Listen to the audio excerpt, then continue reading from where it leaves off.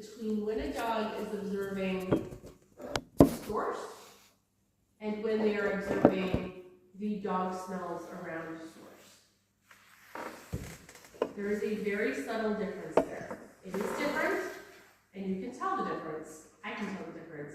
But be cognizant of it, especially if you are using a marker system, because you can very easily communicate to your dog that the dog smell around odor is part of that cocktail and that it matters, which causes problems in containers mostly, because you get a big drool spot from somebody and the dog says, oh, well, that's part of my cocktail, and they'll ask a question about it.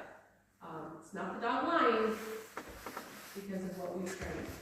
Marking refrigerator. Okay, questions about that?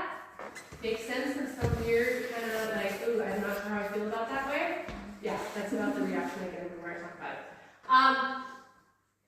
What to do when your dog turns to you, and I'm assuming you're talking about when the dog is confused and they turn to you looking for some information from you.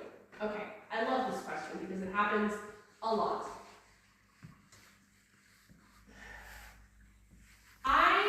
I'm a positive reinforcement trainer. I have never used tools. I do not use tools. I try to keep my training as in line with positive reinforcement systems as I can. That being said, I have big feelings attached to what I call no reward markers. So when the dog is doing something and it's not correct, I'm not going to pay that. So like, some people use verbal no rewards, like no.